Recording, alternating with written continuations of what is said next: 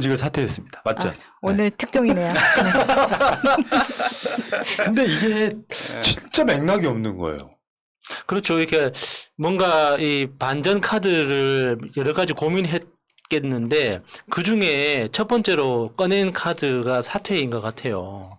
그동안 뭐 이렇게 하루 정도 잠적했다고 하잖아요. 모든 스케줄 취소하고 이게 캠프 내부에서 회의를 했다고 하는데 그 내부에서 이제 이 지지율을 끌어올릴 수 있는 어떤 카드가 될 만한 방안이 뭐가 있겠느냐. 예, 그 중에 이제 하나겠는데 근데 좀 부정적으로 보는 사람들이 너무 많은 것 같아요. 결국에는 그 메시지는 나는 사퇴했는데 너는? 이렇게 물어보는 것 같잖아요. 아니 이 기사를 보는 순간은 화가 났어요. 왜 화가 나냐면 윤희숙이 떠올랐어요.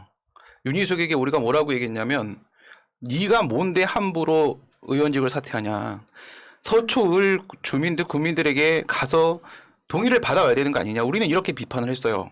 그런데 지금 여기서 이낙연 후보가 의원직을 이렇게 무단 사퇴를 해버리시게 되면은 우리가 지금까지 국민의힘에 대해서 비판했던 그것들이 다 내로남불이 돼버리는 거예요. 너무 무뎌지는 부분이고요.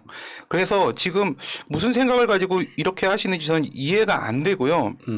지금 대선 승리, 민주당의 대선 승리가 지상 명령인 만큼 정말 힘있게 나가보겠다라고 지금 이거 어떻게든 성공시키겠다. 정권 재창출을 이렇게 얘기를 하시는 거라면 어떻게 해야 되는 거냐면 정책 연대를 하든 뭘 하든지 간에 우리 당 후보 중에서 이길 수 있는 후보에게 힘을 모아주는 방향으로 가셔야 되는 거예요. 근데 지금 아직 몸도 풀지 않은 홍준표에게 마저 밀리고 있는 상황에서 대선 승리를 반드시 해야 된다라고 이야기를 하면서 방향이 엉뚱한 데로 가고 있고 우리 칼을 무디게 만들고 있고 지금 뭘 원하는지 진짜 원하는 게 뭔지 전 이해가 안 돼요.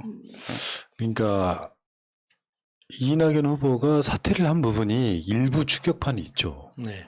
그러니까 요거는 단순하게 어떻게 보면은 이제 호남에서 이제 뭐 대반전을 만들어야 되는데 일종의 이제 여러 가지 분석이 가능합니다만 이낙연 동정론 의원직까지 사퇴했으니까 대선 후보를 만들어 주자라든지 결연한 의지 이렇게 보여줄 수도 있겠지만 실제로 저는 이렇게 봐요.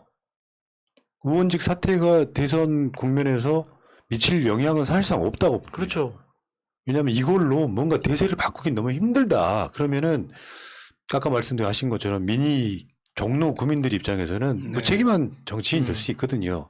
그러니까 이게 충격파를 위해서 의원직 사퇴, 아까 그 말한 것처럼 경기도지사 사퇴랑 약간 맞물릴 수 있지만 그런 것들이 오히려 결연한 의지를 보여준다는 느낌보다는 맥락 없는 의원직 던지기처럼 보여서 생뚱맞아요, 지금. 상당히 좀 무책임하게 보이는 측면이 있다. 그러니까 이낙연 대표가 좀 나이가 지금보다 10년이라도 어렸다면 젊었다면 그 급작스럽게 사퇴하는 것 자체가 뭔가 결연한 의지처럼 보일 수 있습니다. 그런데 지금 현재 이낙연 대표의 그 나이를 생각하면 다음 총선에 출마하는 것도 사실 후배들한테 욕먹을 짓이거든요. 그러니까 이번 대선에 도전하는 것 자체가 정치 인생에서 마지막 어떤 일정이란 말이에요. 그러니까 이 사퇴라는 카드 자체가 정치인으로서 굉장히 큰 가치가 있어야지 그게 사람들한테 좀 이미지가 각인되는 건데 어차피 정치 인생에서 마지막 역정에서 지금 와서 갑자기 사퇴를 던지는 것 자체가 무슨 의미가 있냐고요. 이거 일 복잡해질 수도 있어요.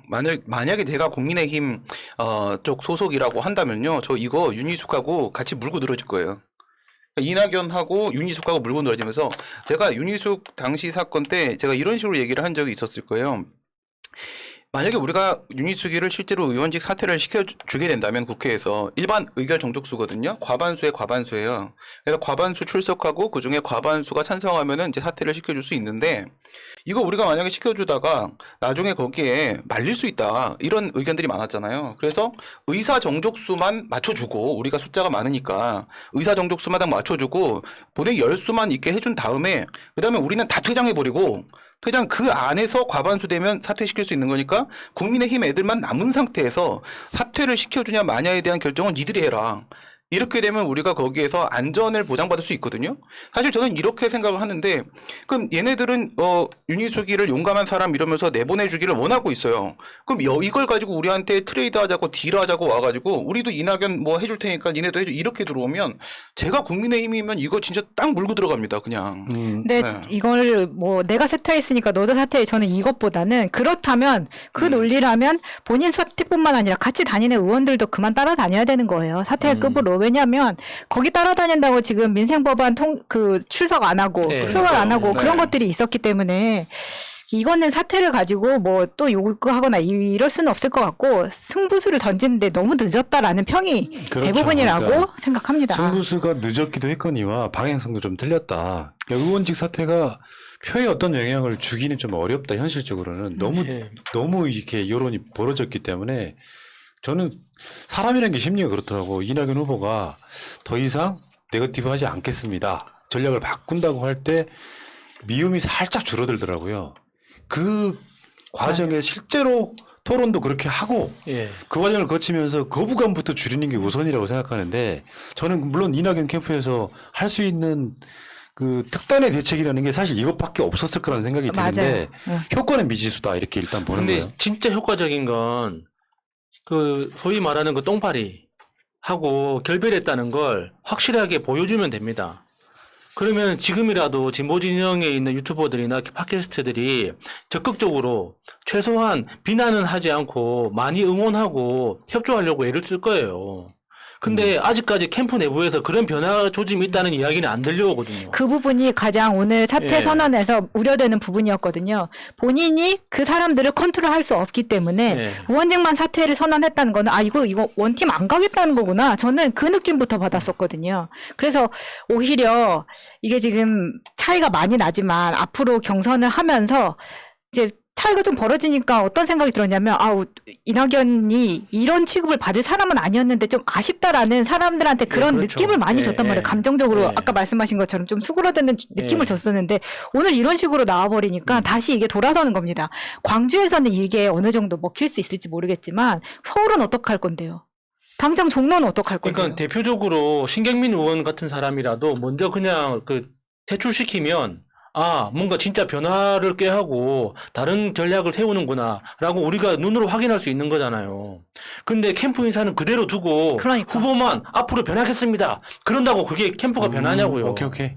자, 어쨌건 지금 좀 대선판이 나름대로 요동치고 있는 거예요. 이낙연이라고 하는 총리 출신의 국회의원이 의원직을 사퇴했다.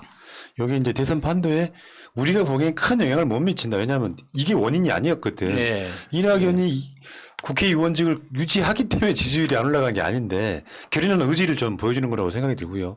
여기에 대해서는 나쁘게만 표현들 하지 마시고 당 자체가 이제 경선으로 가면서 뭐 그러면 당연히 이재명이 뭐 한 60% 70% 막 얻어서 되는 것도 중요하지만 뭐랄까요. 뭐라도 해보는 어떤 노력으로 한번 생각을 해 주시자고요. 의원직까지 사퇴하신 분한테 뭐 그렇게까지 뭐 사람들이 막 참 품도 넓으셔. 아니 오늘 가봐 먹었어요. 일종의 승자 여유 같은 거 보여줘. 이렇게 막 물어뜯지 말고 나도 가만 듣지 주세요. 말고 용서해주게. 네. 이미 대세나 추세는 이미 만들어져 버렸는데 네. 거기에 대해서 노력하는구나 정도로 넘어갑시다. 왜냐하면 예. 이게 여러분들이 상대방을 조롱할수록 이낙연 지지했던 사람들이 이재명 지지 안 한다니까요. 아니 그러니까요. 그래서 같이 데려가고 싶다는 거죠. 같이 데려가고 싶은데 어떡합니까? 방법이. 그러니까 이게 일반인들의 대표적인 특성이라고 보는데 본선에 갔을 때 생각을 해야 진짜로 이재명 지지자예요. 그런 면에서는 이낙연 물어뜯는 건 여기까지만 합시다. 예. 진짜 네거티브가 막 어마어마하면 또 모를까. 그 사람들 지지자들 입장에서는 뭔가 어마어마한 자기들 자존심이 생채기가 났다고 생각할 거 아니야. 그 사람들한테 굳이 조롱할 필요까지 있느냐 이런 생각을 한번 해봐요. 자, 아무튼 지금 이제 대구 거치고 강원도 거치면서 이번 주 일요일 날 나오게 될 이게 무슨 미국 대선도 아니고 스푸이크 하니까 되게 있어 보이긴 해. 그럼 그게 지금 투표율이 잘 안 나오고 있다고 합니다. 65만 명 대상인데 그중에 투표율이 한 10만 했다고 하나? 빨리빨리 하셔야 돼요, 지금 투표를. 그래서 그 투표 결과가 까이면 이제 전략 투표가 가능해집니다. 추미애를 2위로 끌어올리느냐, 뭐 이재명을 60%로 안착시키느냐 이런 식의 전략 투표가 저는 사실상 끝나는 거라고 봐요. 그러니까 이번 경선은 이번 주말에 슈퍼위크에서 끝난다고 보는데 그 다음에 있을 호남 경선에서 이낙연 후보는 뒤집어 보고자 의원직 사퇴의 카드를 꺼내 들었다 이렇게 보시면 될 것 같아요. 오늘부터 1차 국민경선 접수하셨던 분들이 투표를 하실 수 있게 됐거든요. 그래서 저도 오늘 투표를 하고 왔고 이제 2차, 3차 그때 하신 분들은 또 다음에 투표 일정이 따로 있으니까 그때 또 다시 알려드릴게요. 아마 1차가 가장 많이 접수를 했었기 때문에 1차가 가장 많이 하지 않을까? 그러니까 이번에 이제 하는 게 65만 명 대상으로 하는 거잖아요. 그러니까 보통 평균 투표율이 50% 정도니까 30만 명이 투표를 한다고 가정을 하면 30만 중에 15만 표만 일단 먼저 확보가 된다면 뭔가 안정적인 전략 투표를 한번 생각해 볼 수 있는 거죠. 이번 투표율이 낮기는 상당히 낮은 건 사실인 것 같아요. 비교를 해보니까 2017년도에 우리가 민주당 경선이 4월 2일 날 끝났는데요. 그때 선거인단도 214만 정도가 됐었습니다. 그런데 그때 당시에 투표율이 우리 민주당 경선의 투표율이 71.6%였어요. 71.6%인데 지금은 여기에 뭐 전혀 못 미치는 지금 상황이고요. 아직 시간이 있긴 합니다만 네. 강제 투표도 있어요. 강제 투표도 있다고. 아, 네, 보내가지고. 네. 마지막에 이제 자발적으로 한 그 네네. 타이밍이 있고 강제로 시켜서 결국 투표를 어느 정도 올릴 거예요. 그래서 그때 당시 기호 3번이었던 문재인 후보가 71.6%의 투표율에서 57% 득표를 해가지고 민주당 후보로 확정이 이렇게 됩니다. 그래서 지금 상황에서 우리가 제일 먼저 해야 될 게 바로 투표율을 올리기가 아닐까 이런 생각이 들고요.